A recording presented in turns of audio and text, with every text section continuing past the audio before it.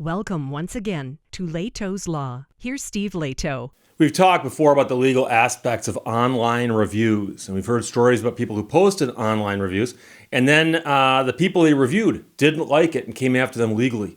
And so the question is, if somebody does an online review and you don't like it, can you go after them legally? And what are your odds of actually succeeding there? And so in a lot of these cases, it's pretty clear that a company will go after an individual simply because they know that the individual would probably rather remove the online review than litigate it.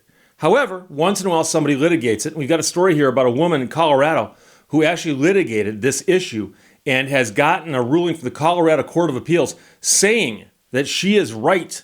And now the company is unhappy about that, and they are saying they might take it to the Colorado Supreme Court. And the question is, of course, if they do that, might they cause more trouble than the situation that's happening right now? So Colorado Court of Appeals rules in favor of woman sued over a negative online review. Maggie Bryan wrote this for KOAA. Colorado Court of Appeals has ruled in favor of a Colorado Springs woman who was sued for posting a negative review on a company's Facebook page. KOAA reported back in 2021 that the woman contacted a plumbing and heating company for a free estimate for several home repairs. In court documents, she said technicians came to her house and gave her an estimate in excess of $20,000 for the services. She said she got a second opinion from other companies and says in legal documents the estimates from the other people came back at much less than that, substantially less than $20,000.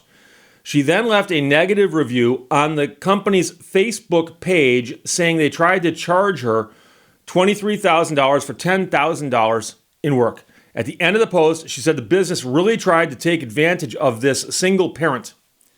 2 days later, the general counsel for the company sent her a letter demanding $10,000 in damages and that she take down the post or that they would sue her for defamation. So she refused, and an attorney representing the company filed a lawsuit and requested a jury trial. So court documents show the company claims that the woman left out key facts from her online review. They claim in the documents that the estimates from the other businesses were not comparable to theirs because they involved different work, different equipment, and different warranties. Meanwhile, the attorney for the company said the estimate from her company was higher because technicians found code violations that needed repairs. And this is a quote, "It didn't match up with the invoices, the numbers didn't match up, because when you get rid of the code violations, the cost she's quoting is essentially the same. So there really was no predatory pricing. The math was off," she said. The attorney said in court documents that the woman posted the review with malice, obviously, with the intent to harm the company. Meanwhile, her attorney says that's not true. Her review was protected speech under the First Amendment.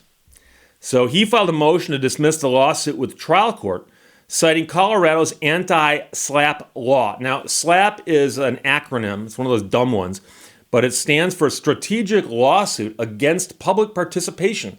And there was a time when companies would get upset by people criticizing them or protesting them. And this goes way back before the internet. And so they would just simply sue somebody.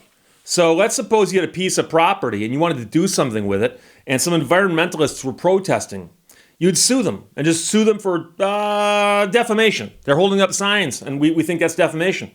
And of course, that means that these people have got to hire attorneys to fight this, and a lot of times they wouldn't have the money or the inclination to fight it.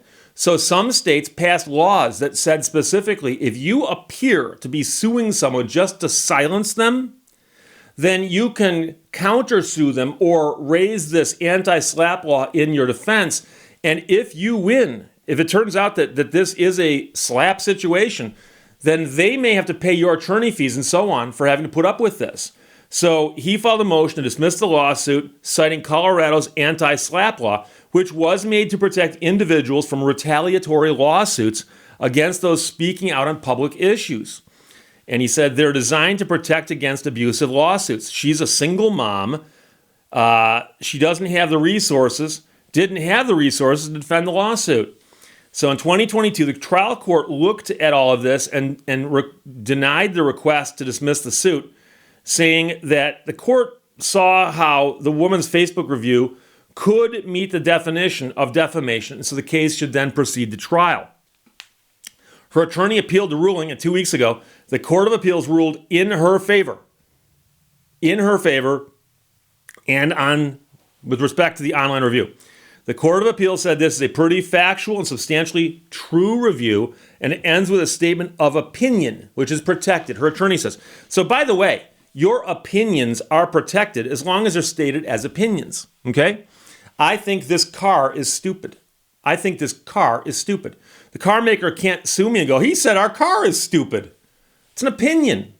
The car, how do you measure stupidity of a car, okay?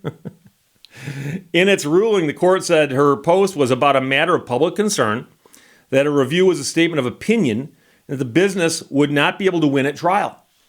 The business's attorney says that is not how the anti-SLAPP statute was intended to be used. A statute that was intended to be a shield is being used as a sword to keep legitimate plaintiffs out of court, says the company's attorney. Meanwhile, the general manager of the plumbing company said the statute should be used to protect individuals from large corporations, not small businesses like his. He says, we're a mom and pop company. Every dollar that we put in towards this case is a dollar that doesn't go to bonuses or new uniforms or enhanced benefits for our people. Maybe you shouldn't have filed the lawsuit. He claims this ruling could lead to a free-for-all for consumers and competitors to smear businesses through online reviews. Have you seen the internet? There's this thing called the internet. They've got it on computers now. Okay. And on there, people will review stuff and post crazy reviews. It's what they do. But if you honestly think that one post on your website on Facebook by somebody who's disgruntled is going to destroy your business, really, you've never had a negative review before, huh? Wow. So this owner again says, this is more about, can you publish things that are untrue, that you know are untrue, that are fabricated? Well, was that the allegation? Was that she fabricated this review? Because it sounds like they actually did give her an estimate, which was higher than other estimates, and she thought that was unfair. So it's not fabricated in that sense, is it? Company said in court documents that it shut down its social media for a week and said employees faced real-world harassment. It was just out of control. Obnoxious people had no idea the facts of the case, had heard a snippet. Welcome again to the internet. An attorney who was a key stakeholder in getting Colorado's anti-SLAPP law passed said he believes the Court of Appeals made the right decision and used the law exactly how it was intended. It appropriately applies our anti-SLAPP statute for the benefit and not just of a defendant here, a consumer who voiced her concerns about business practices, but for the benefit of all of us to receive that information. He said because the court denied the request to publish the decision, however, the ruling will not become a precedent. And that's the sad part. Court of Appeals ruled on the case. Their ruling is binding on this case. They issued an opinion where they explained their ruling, and then they said not for publication. And this is a minor point that only attorneys think about until I explain this to you. But if you ever read an opinion issued by a court, in Michigan at least, it'll always say at the top, for publication or not for publication. But if you've got it in your hands, it's been published, right? Well, they actually designate some opinions for publication, which means that they are then good precedent that can be used as, something you can cite in another case similar to that. If it's not for publication, it means that you can still cite it, but it's not binding. And so when courts say you should find precedent that we can follow, if there's no precedent published, but there's unpublished precedent, then what's the point of it? And so there were some cases in Michigan that were very, very good cases, and you look at this, not for publication. And there'd never been a published case on that statute before. And it almost appears they do that because they don't want to be questioned about the rationale underneath their opinion. But who's questioning it?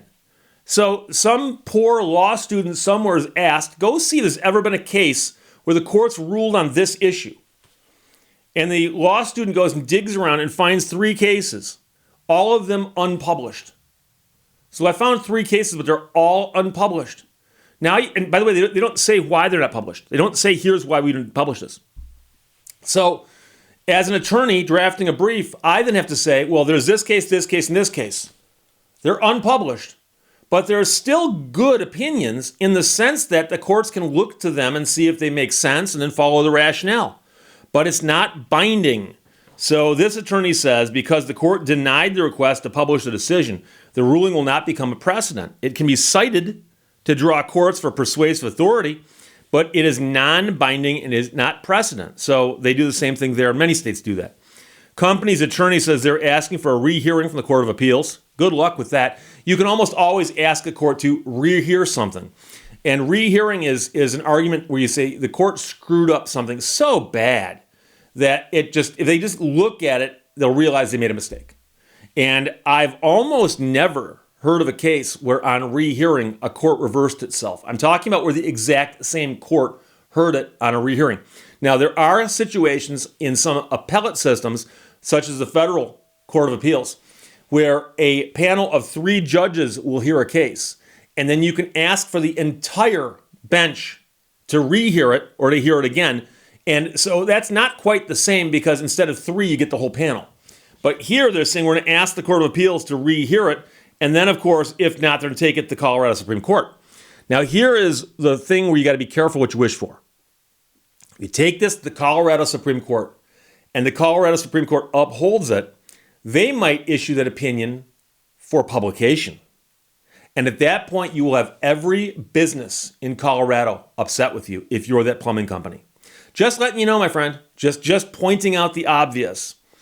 So the company's attorney says they're asking for a rehearing or the Colorado Supreme Court. At the end of the day, consumers and businesses alike need to have this confusion cleared up, this confusion. We need to make this right for other people to come behind us and really give businesses still a chance to be able to counter or challenge these malicious, untrue, and libelous reviews. Well, if somebody libels you in a review, yeah, you can go after them. Yeah, libel is something you can sue someone for. Okay, sure. Meanwhile, the attorney who's behind the anti-SLAPP suit said it is unlikely the Colorado Supreme Court will hear the case since the Court of Appeals unanimously dismissed it. Meanwhile, the consumer said she's still standing by what the Colorado Court of Appeals has now ruled as protected speech in her online review. Being able to just express your experience and express your opinion about a provider, that's protected speech. It's something everybody should have the right to be able to choose and read those and decide what they're going to do with their own money and how they want to spend it. So we've heard before in other countries where people have been arrested for bad reviews. We've also heard of people being sued for bad reviews. We've also heard of people who were charged service fees for bad reviews, where they would do something and then when they posted the bad review, the person they were reviewing says, oh, by the way, in the fine print of the contract you signed with us, it says if you post a bad review, then you owe us $10,000. The real question is, would something like that be enforceable or not? But here we have a simple situation where the woman posted a review on the company's Facebook page. They asked her to take it down. She said no, but when they asked her to take it down, they said take it down and cut us a check for $10,000. So she said no. She lawyered up, and they got it thrown out of court under the anti-SLAPP statute in Colorado. So the real question I have now is, can she go after them for forcing her to defend herself in what a court has deemed was, in fact, a SLAPP suit? So that's the real question I have. So there might be further proceedings on this one. I'll let you know. But it's an interesting case out of Colorado. Other states have got those statutes, but not all 50. So from KOAA, Maggie Bryan wrote it. Scott, by the way, sent it to me. Thanks a lot. Colorado Court of Appeals rules in favor of woman sued over negative online review. Questions or comments? Put them below. Let's talk to you later. Bye-bye. Thank you for watching Lehto's Law. My friends and I have named our garage band Duvet. It's a cover band.